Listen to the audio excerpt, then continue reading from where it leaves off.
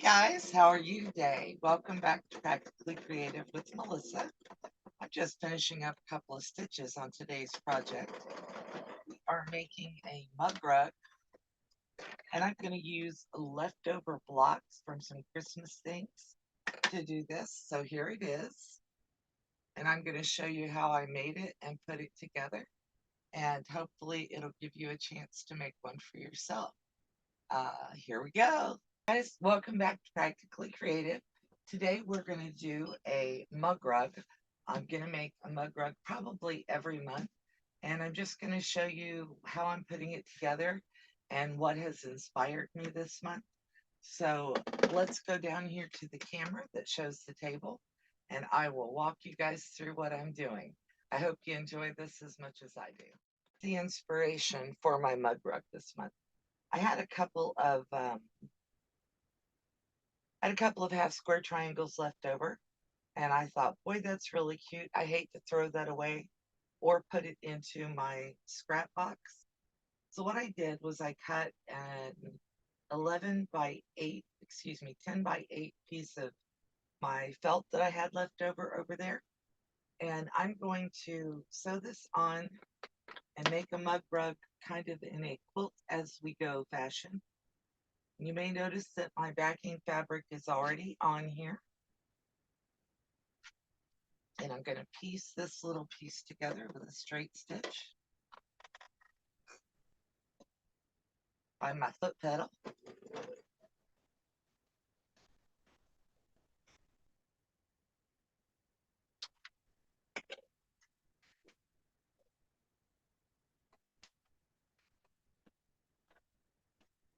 Now this is the Baby Lock Jazz that I'm working on, and it does not have an automatic thread cutter, but I'm not going to let that stop me. I'm still going to have a good time doing this. Now I have not basted this together. It's small enough that I'm not super worried about that. I have cut a couple of pieces of trim or scraps from other things, and I think this is two. And what I'm going to do is I'm going to run that piece of scrap right over the edge of that little block. I think it'll cover all the way out to this far side. So we're just going to put this on here, go back up and stop acting up, lining everything up.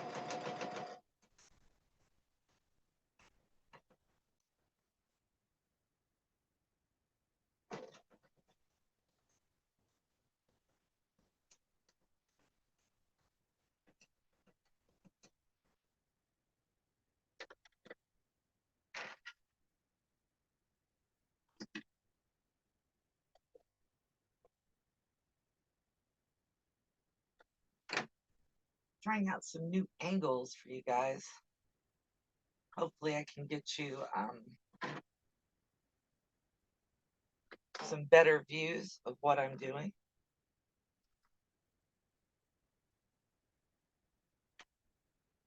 This piece I'm going to start sewing at that far edge, and I'm going to sew all the way down here to the edge of the block, and then I'll cut that little piece of fabric off. If you're a fan of Lisa Capon, you may know that what I'm getting ready to do is make a self-binding from the back. Just trying to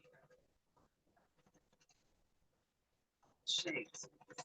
She doesn't like me.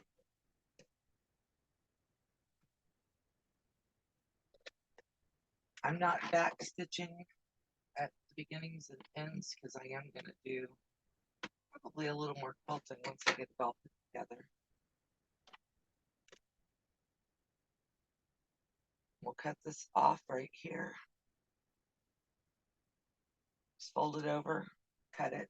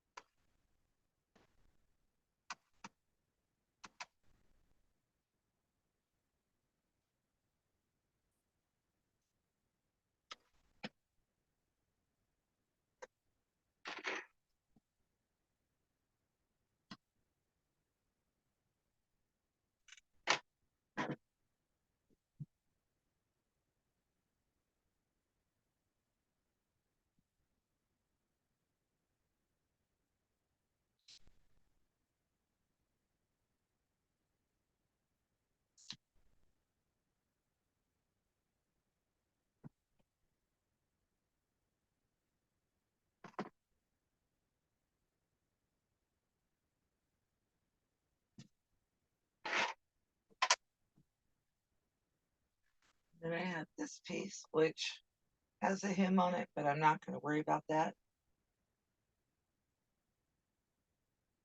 I do want to make sure that's folded out.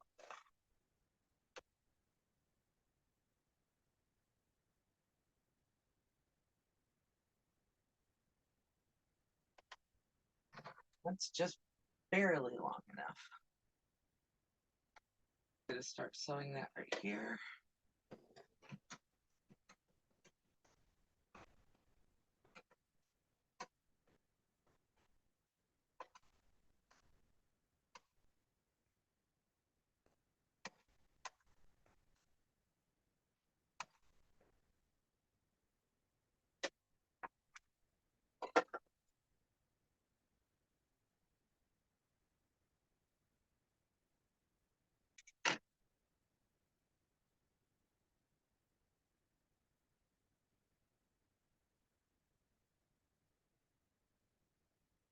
I had cut an extra piece for over here, but I don't think I'm going to need it because of my little edges. So we'll put that aside and use it in a different project. All right, so now let's see, bring you guys down a little bit more.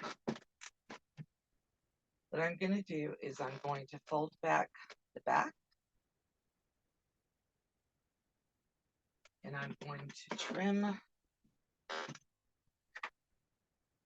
So now what I'm doing is I'm going to fold back the back, and I'm going to trim my sewn on pieces so that they match the edge of my batting, which is that purple in there.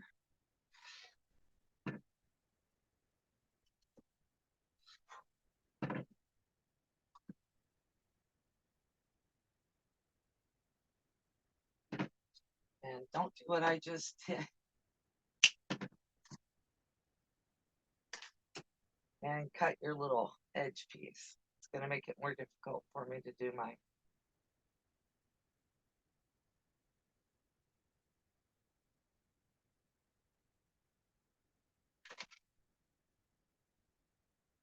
self-binding. That's the word I'm looking for. All right. All I want to get is that little piece of white off of that edge, just so it's out of my way.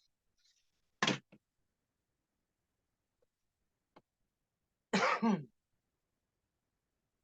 need to do anything there. Okay. So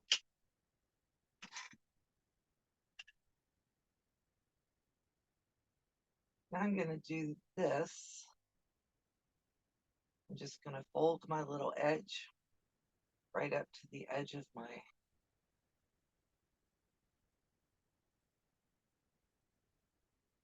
No, I'm not, because I cut my binding. All right, let's do this.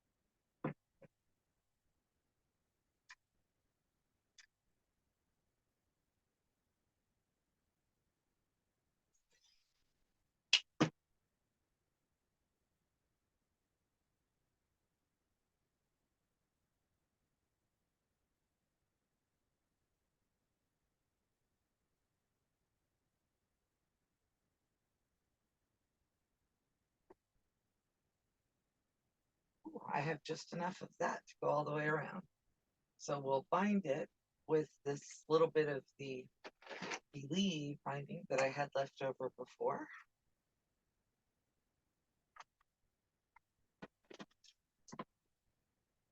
And let's just do that real quick.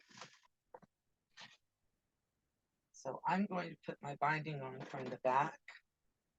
My raw edge is going to go out here. I'm going to start about 4 inches down on the binding on. And what I'm going to do is I'm going to sew off at that corner.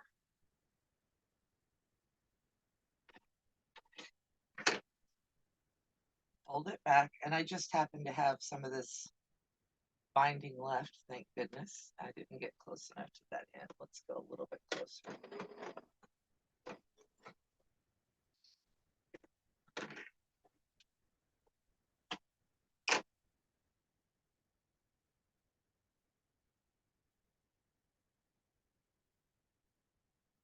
I have a nefarious plan for 2024, folks.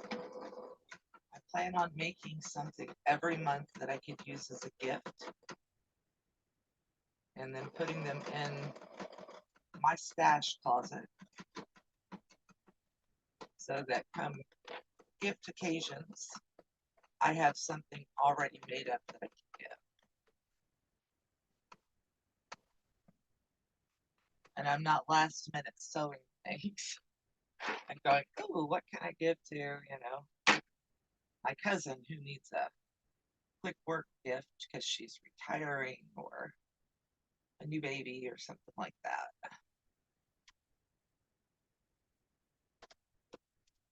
Once again, I backstitch. Somebody told me I should just patent the word backspace when it comes to stitching because I say it so often.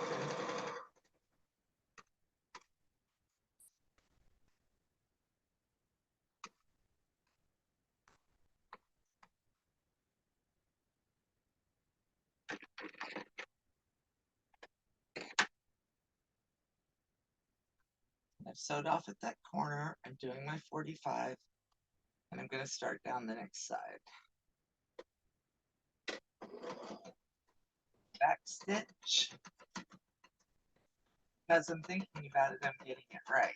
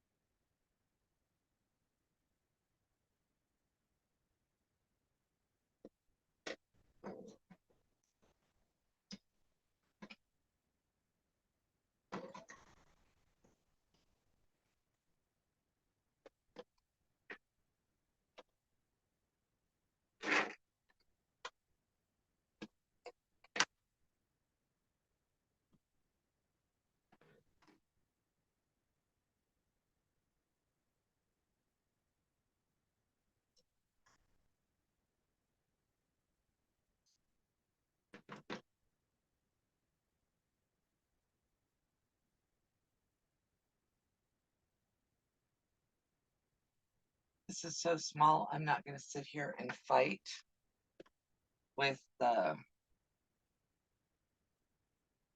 matching it up and putting this and that and the other and all that. I'm just going to fold over that edge, and then I'm going to tuck this edge into it. Let me cut that a little bit shorter.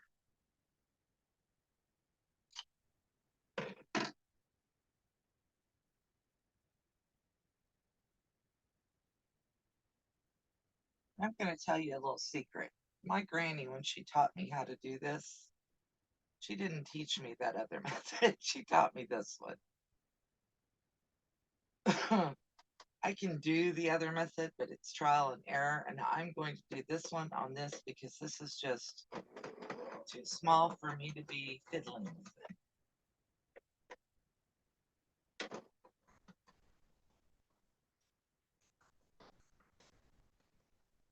We'll back stitch there a little bit.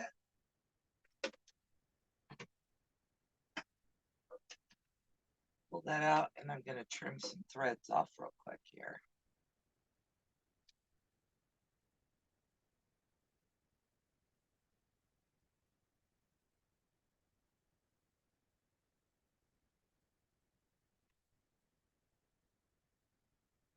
This is down and dirty sewing. This isn't a let's do something super special. I don't do that. But I am going to start right here.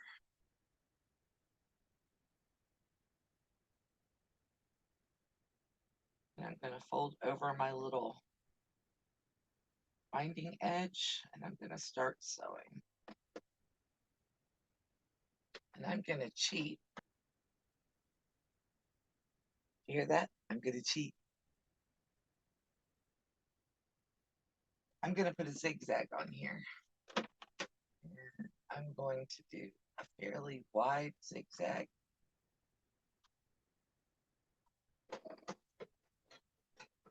To make sure that everything lays down. And I don't know why more people don't if they have a machine that is capable of doing a zigzag. Use a zigzag. It just makes so much more sense to me.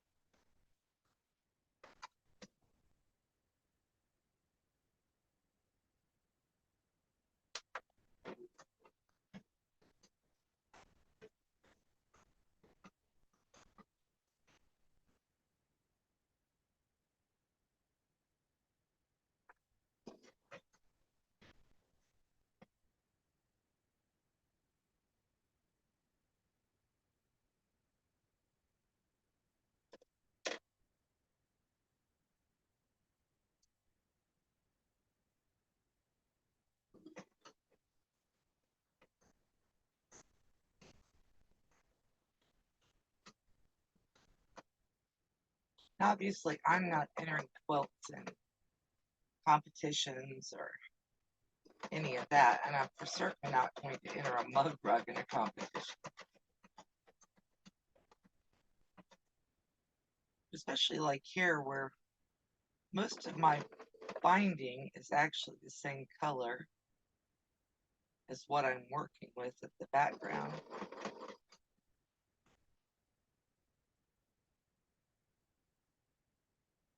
Just makes so much sense.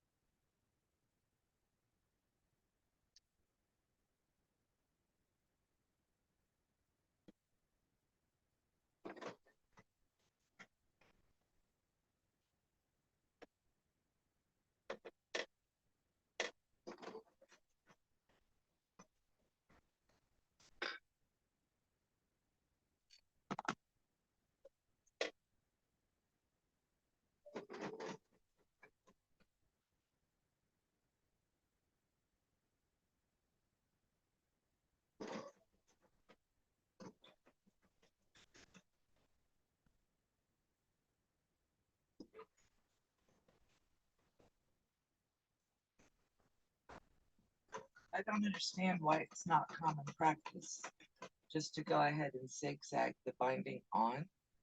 This is a mug rug. It'll probably get washed a lot. Zigzagging that binding on will make it last longer, I think.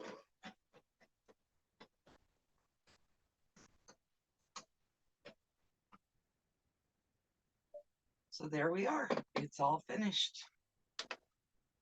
Let's bring it out from underneath the sewing machine so you can see it. Here's our finished mug rug. I've got a couple of threads that I still need to snip off of it. I think it came out pretty well. I may go back and do a little more quilting on the back, but otherwise, it's all done.